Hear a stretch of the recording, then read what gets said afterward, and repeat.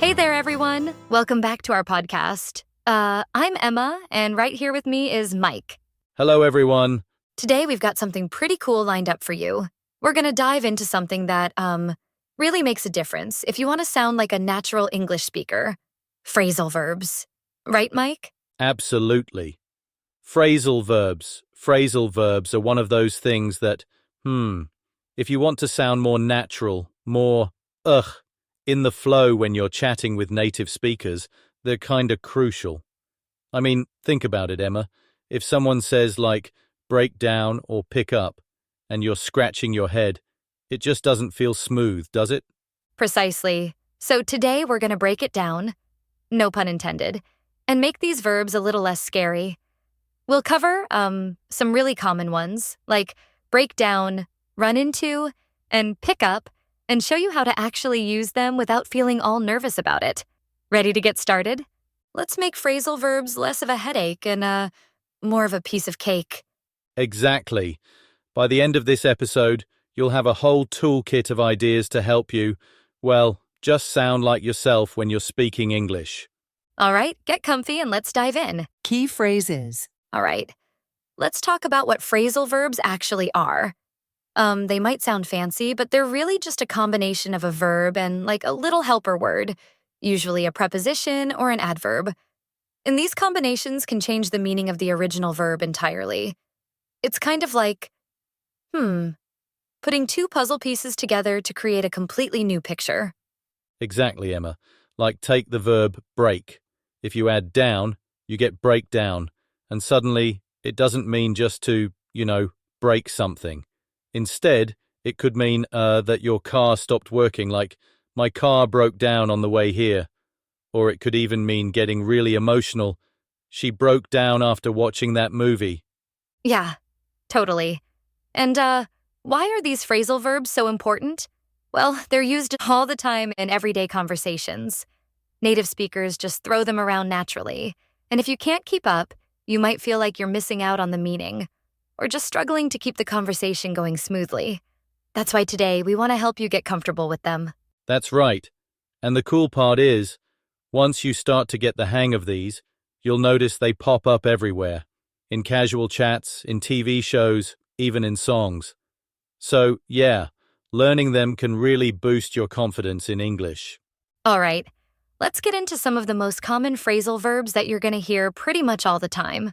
We've picked out a few that are, super useful and easy to start using right away. Essential phrasal verbs. Yeah, let's start with the first one. Breakdown. So, like we mentioned earlier, this one has a couple of meanings. It could mean something mechanical stopped working, like, my car broke down. Or it could mean someone got really emotional, like, she broke down after watching that movie. It's all about the context, Definitely. Next, we have run into. This one's a favorite of mine because it's just so conversational. If you say, I ran into an old friend at the store, it means you met them unexpectedly. It's like, an accidental reunion. Imagine you're just buying some groceries and bam, there's your old friend you haven't seen in years. Right. And it can also be used for problems too, like, we ran into some trouble while planning the trip. It's funny how these verbs have multiple meanings. Okay, moving on. Pick up. This one's super versatile. You could use it to talk about physically picking something up, like, can you pick up that book for me? Or it could mean learning something new, like, she picked up Spanish really quickly. And don't forget, it can also mean giving someone a ride. You could say, I'll pick you up after work. It's a classic. Next we have give up. This means to stop trying, like when you're really tired of something, you might say, I give up. Imagine you've been trying to solve a tricky puzzle for hours and you just, can't take it anymore. That's when you give up. Yeah, that one's pretty relatable. All right. How about to get along? This means to have a friendly relationship with someone. For example, my siblings and I get along really well. It's important because you hear this a lot when people are talking about their relationships. Exactly. You could also say, they don't get along at all, which means they, don't really like each other much.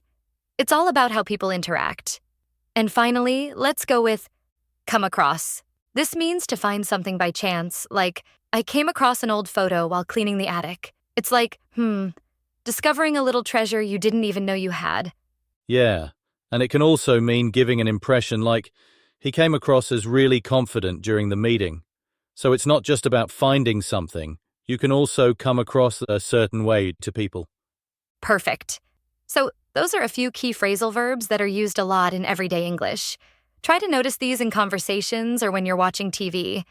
It makes learning them so much easier. All right? Let's listen to our dialogue so that we understand how phrasal verbs are used in our day-to-day life.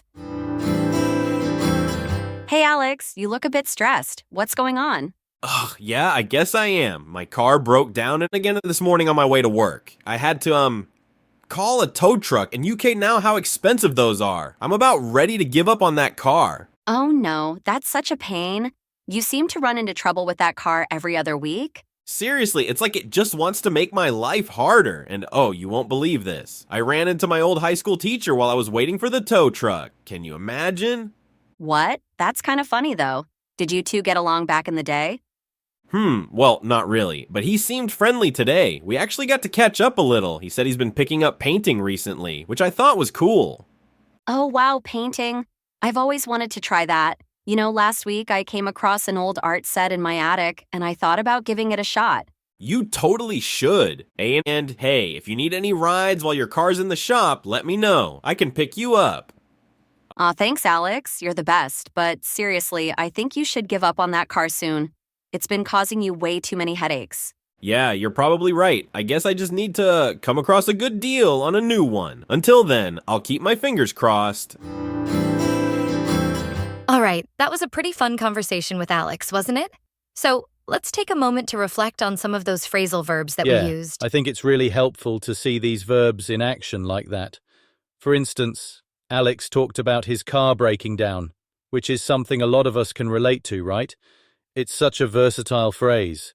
You could be talking about a machine, or even breaking down emotionally. And that's what makes phrasal verbs so interesting, but also tricky sometimes. We also mentioned run into.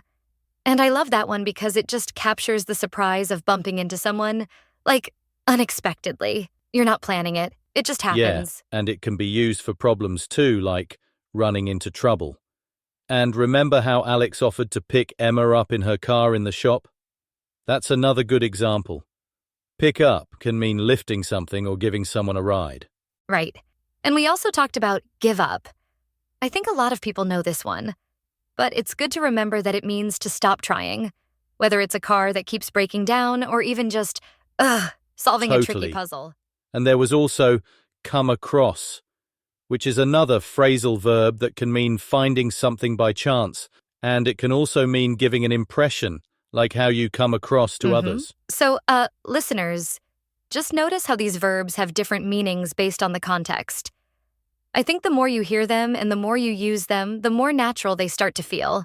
It's all about practice and, well, not giving up. Exactly.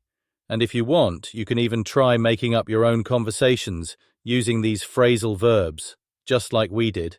It's a great way to get comfortable with them. All right, Emma, should we move on to some tips for learning phrasal verbs? Let's do it.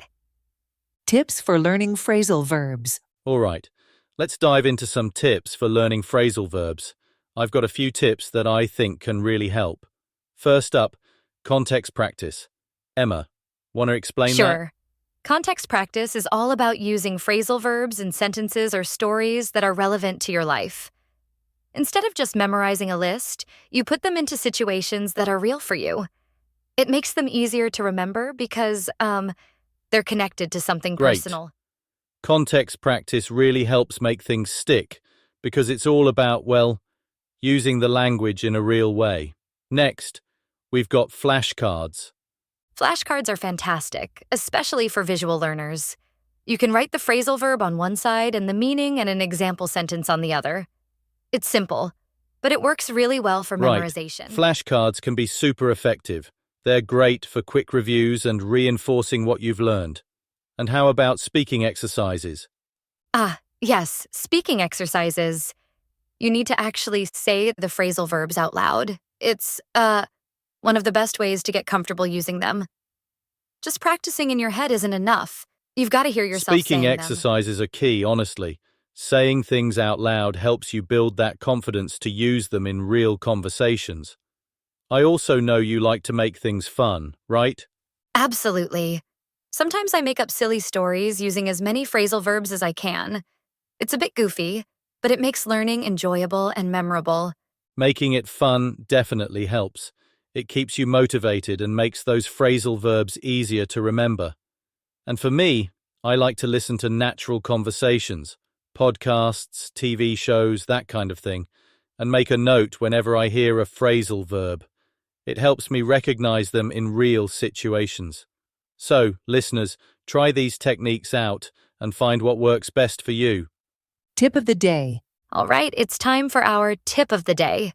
The tip of the day is make a habit. Making a habit out of using new phrasal verbs is one of the best ways to truly master them. It's all about repetition and consistency. When you make it a habit, these phrases will become a natural part of your vocabulary without you even realizing it. Exactly. Whether it's practicing in front of the mirror, using them in conversations with friends, or even writing them down, the key is to make it a regular part of your learning routine. So, listeners, make a habit of using what you learn. Practice makes perfect. All right, listeners, as we wrap up today's episode, let's quickly recap what we covered. We discussed some really useful phrasal verbs like hold on, figure out, and get along. These are phrases you'll hear all the time, and using them will make your English sound so much more natural. Remember, the key to mastering these phrasal verbs is to make a habit of practicing them. The more you use them, the more they'll just roll off your tongue, and soon you'll be using them without even thinking about it. And don't forget, language learning is all about having fun and staying consistent.